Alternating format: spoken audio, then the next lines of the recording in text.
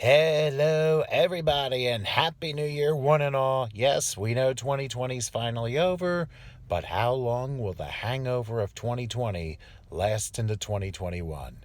It's crazy time with his first edition of What Drives Me Crazy, and I'm here in Eagleville, Pennsylvania, right outside of Norristown and not far from King of Prussia, here for this Tuesday, January 5th.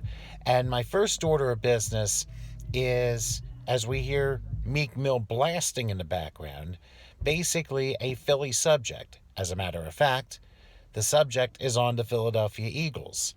That's why I entitled this video, Why Eagles Why? Well, you can look twofold about what's going on.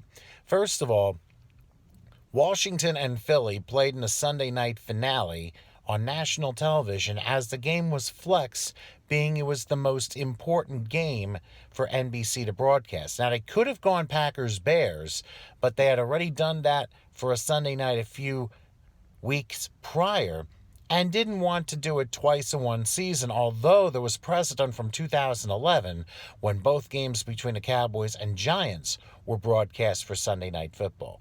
They could have also gone with Arizona and the Rams, but CBS ended up with that game because CBS needed an important game to broadcast where it was basically a win and you're in scenario.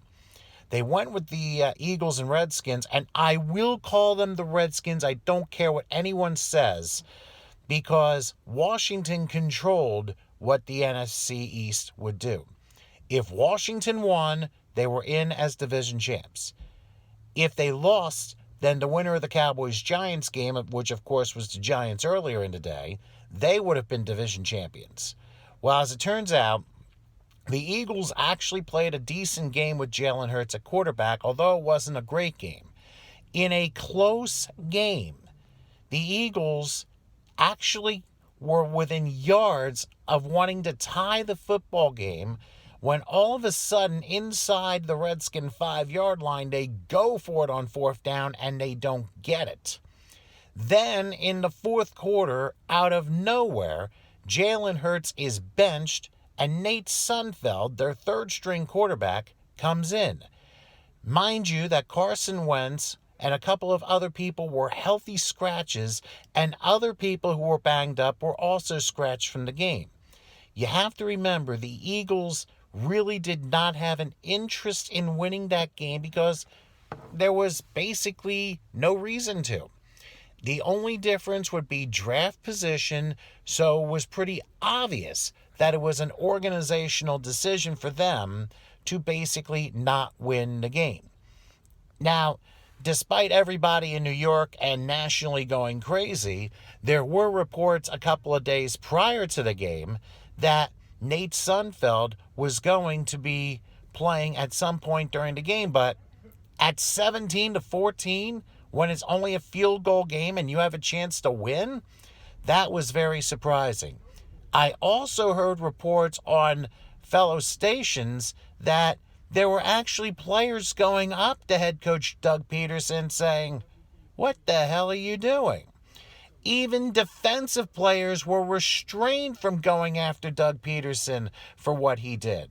So let's just say it caught everybody, even the football players, by surprise. But you'd have to figure from an organizational perspective, they were going to do it anyway. So needless to say, they were all caught off guard. Giants players, even Eli Manning, they were trashing the Eagles left and right. But you have to remember, the Eagles had no interest in winning the game. This was all organizational. This was all about draft position. Only difference being either they were going to pick 6th or they were going to pick 9th. Now they're going to pick 6th, literally, and get a better draft position for the 2021 NFL Draft. I know Giant players were upset, but you know what? If the Cowboys had won, they would have been upset as well. And the Eagles, and it's funny because even one of the prominent football reporters, Sal Paolantonio, who is a Philly guy, he asked if that the Eagles should be investigated by the NFL. It ain't gonna happen. Pigs are gonna be aerodynamic before that takes place.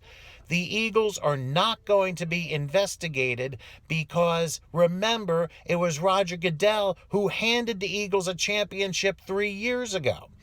Remember, Bill Belichick was in on the fraudulent Super Bowl as well. The Philly play, that was illegal formation. The officials allowed the touchdown to happen. This was all for entertainment value and not for competition. That is what sports has come to.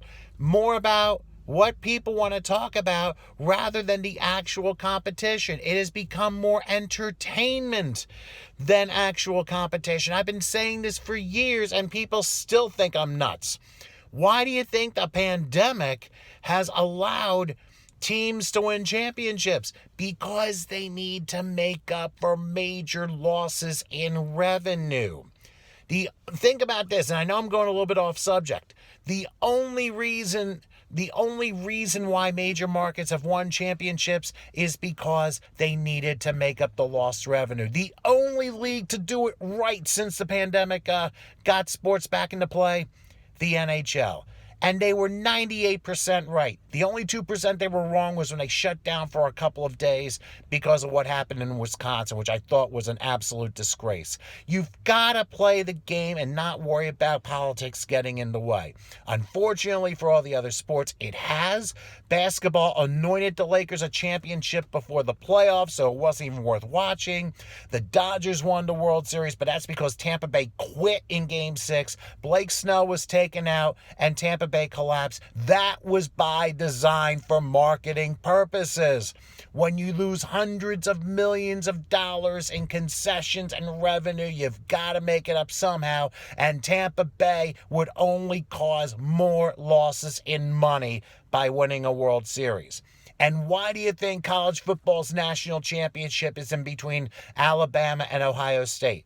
It is because they are the two biggest college football moneymakers. The four biggest participated in the college football playoff, and Clemson was fourth out of those four teams in how much money they make for television. Sorry, that's why Trevor Lawrence was told to tank. That is why this year is fraudulent for college football's national championship. Nobody should be a national champion, because if you let a team to only play 6 games in the national championship game, then something's wrong with you. Didn't mean to be off tangent, but all of these things are relevant to what the Eagles did on Sunday night. It's for entertainment value. We all knew Washington was going to win the NFC East. And I got to tell you something. Although they had a losing record, and they're the third team in the last 20 years to have a losing record and win the division, the NFL needs to think of something else. Next year, if a team has a losing record and wins the division, and they're not in one of the top 7 records of the conference, they should be recognized as a division winner, but they should be disqualified from playoff contention. You cannot destroy the integrity of the league and have a team with a losing record win the division, although both times, Seattle and Carolina, they won a playoff game at home, and it can happen here again with Washington. But they're playing Tampa Bay, so you're thinking it's almost highly unlikely. I mean, Tampa will probably win that game anyway, but they're not going to the Super Bowl. Let's get that straight. But as far as the Eagles are concerned, they're not going to be investigated. How this was handled was incredibly awkward. I mean, it made absolutely no sense. But you also have to remember, they're the Eagles, and they're an organization just like the other 31 teams. But consider this. The Eagles down 3 and still playing competitively, and then they bring in a third-string quarterback, which makes you wonder, why did they scratch Carson Wentz? You could have played him for a series or two to see what he's got. But no, that was the white flag, the I give up on Carson Wentz type of deal. Back in 2016, you might remember, the Cowboys had nothing to play for. They had already clinched the number 1 seed, and they finished the year at Philly. They began with the first quarter playing Dak Prescott. In the second quarter, they brought in Tony Romo, and he had his last football drive, which led to a touchdown by Terrence Williams. After that, Mark Sanchez, the third string, came in. Once the third string comes in, the first two quarterbacks that were in the game are ineligible to come back, and that's why Mark Sanchez finished the game, because the Cowboys didn't need it. Eagles won the game easily, 27-10, if I recall.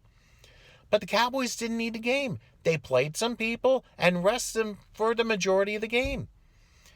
What the Eagles did, which I thought was very strange, was you're down 3 and in the fourth quarter, Nate Sudfeld comes in, and as mentioned, there were Twitter reports saying that he was going to play.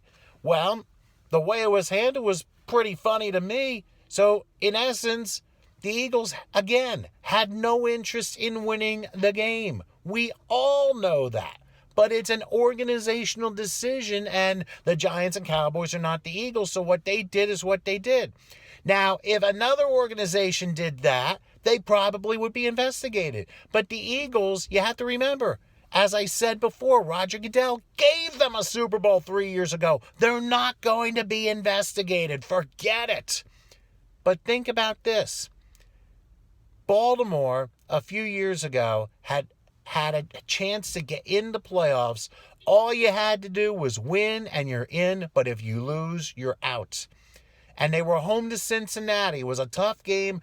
Baltimore looked like they had a great chance to win it, and then all of a sudden, out of nowhere, Cincinnati gets like a 50-yard touchdown pass in the final half minute. Cincinnati steals the game from Baltimore. Ravens are out of the playoffs. Cincinnati had nothing to play for. And they beat Baltimore in Baltimore because they respected the game. The Eagles did not respect the game, but now it's a matter between the integrity of the game versus organizational decisions. Unbelievably, you have to ask the question, why Eagles, why? But then again, there's a reason why they finished in last place, and the reason why they are picking 6th in the NFL draft.